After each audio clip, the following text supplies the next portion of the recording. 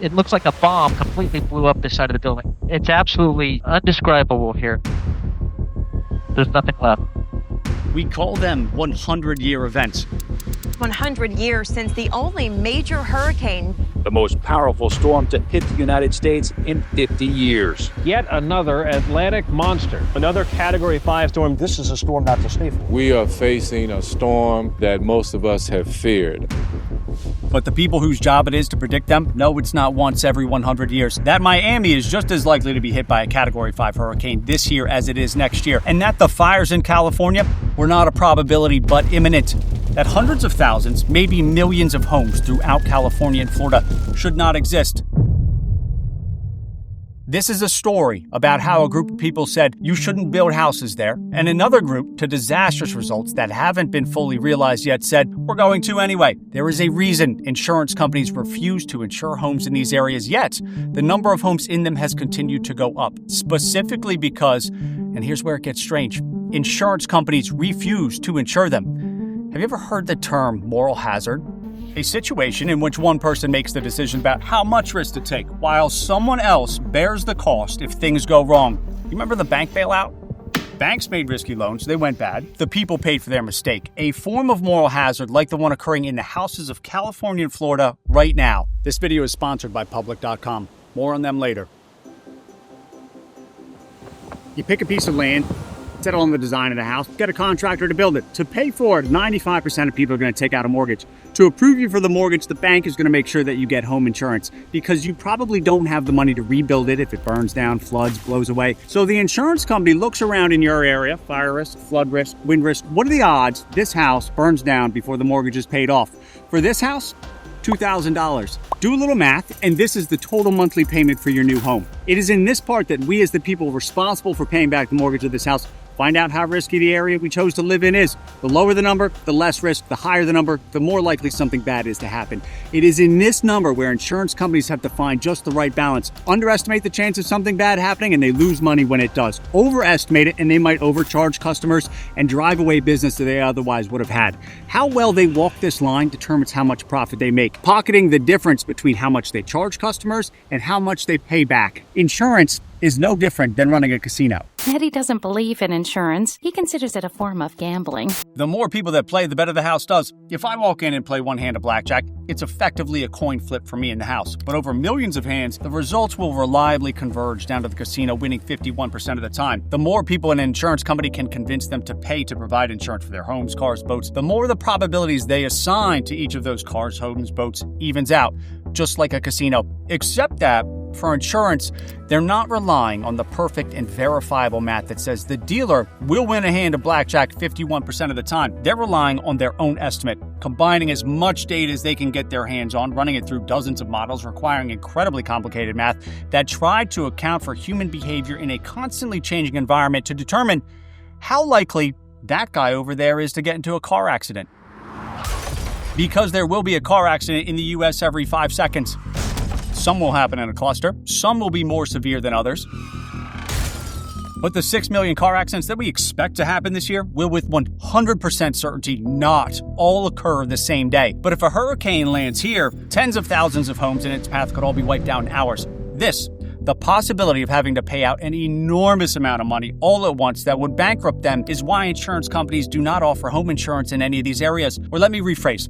Why insurance companies stopped offering insurance in any of these areas. A couple of decades ago they did, but then this happened. Effects of Andrew as he begins to arrive. And then this happened. 15,000 acres have burned in Malibu.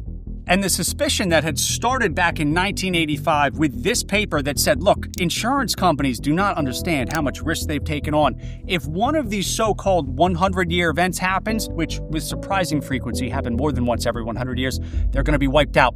So the insurance companies were like, all right, well, clearly the price we charge for insurance must go up by about 600%. See what happens when the cost of insurance goes up 600%? Suddenly your monthly house payment is much higher. Are you sure you still want to live here? They were like, if we don't raise prices, we'll end up bankrupt, and then no one gets insurance anywhere. Politicians in California and Florida, two of the states most prone to natural disaster, hated this idea. You think you're just going to raise the cost of living in my state while I'm in office? The entire 2006 governor's race in Florida became a race based on insurance prices rising too fast. During the course of our campaign for governor in 2006, insurance was an enormous issue. Moral hazard has entered the chat.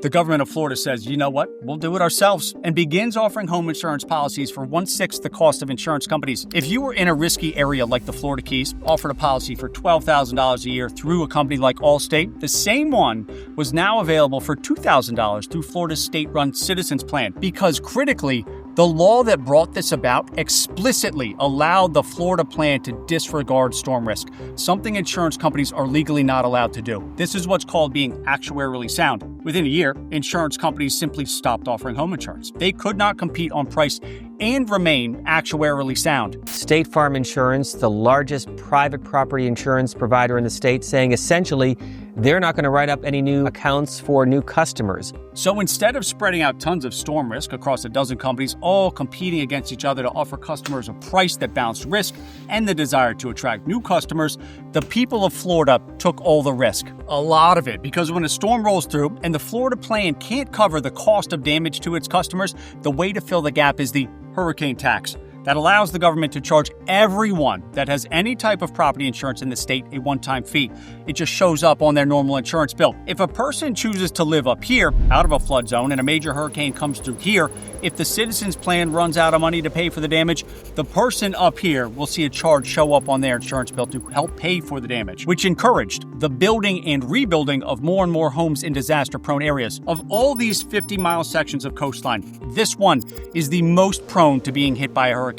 Mathematically, insurance here should be expensive. While we're on their way to becoming $10,000, $15,000, $20,000 a year home insurance policies were suddenly adjusted way down when Florida started selling its own insurance. A $300,000 home with $2,000 in home insurance would pay this much each month. Crank it up to $12,000, and now they're paying this, a difference of almost 3 full mortgage payments a month. That difference in price is enough to dissuade people from living in these areas. At least 125,000 houses, what's at least $50 to $60 billion worth of property, are estimated to have been built in areas where they would not have had the owners had to pay the actual cost of home insurance. We actually know how this ends. It's been tried before. This is a Google Street View of the Meyerland neighborhood in Houston, Texas. This is a picture of that same intersection in 2017. If you had stood in the same spot in 2015, 2016, and 2001, each picture would look just like this one. 4 major floods in 16 years, because Meyerland sits in a floodplain right off the Braes Bayou. And every so often, the water from storms or from farther upstream crests over the walls of the bayou and begins filling up Meyerland like a bathtub, submerging hundreds of homes in 4 to 12 feet of water. Now you would think, right? Okay, me as a homeowner, I'm tired of this. I can't keep doing this. I can't keep rebuilding my house. It's too much money. It is too much time. The best community, I can't go nowhere else but here. But every time this happens, the owner of the homes receive a check from the National Flood Insurance Program, an insurance program established in 1968 by the federal government to provide insurance to any home built in a floodplain. What's about 2 million homes. Established because regular insurance companies would not provide flood insurance because they knew the kind of thing happening in Meyerland would happen, and they were right. The National Flood Insurance Program would have gone bankrupt decades ago, saved only by the grace of the federal government to keep putting money into it. Take, for example, the National Flood Insurance Fund. It'd be great if you could have it actuarially sound, but that means you're going to have to hike all of the premiums, and politically that may not be available to you and to the rest of the Senate and to the Congress. Just this year, Congress canceled $16 billion of debt it owed to the U.S. government because instead of taking the money and moving to a new location, an option they have, more than 90% of homeowners here choose to rebuild their homes in the exact same spot. I mean, can't really blame them either. Other than the inconvenience of rebuilding, there's really no incentive. In fact, the program will give homeowners an extra up to $30,000 if they make upgrades to the new structure that's being built to make them more flood resistant. What's an incentive to actually stay?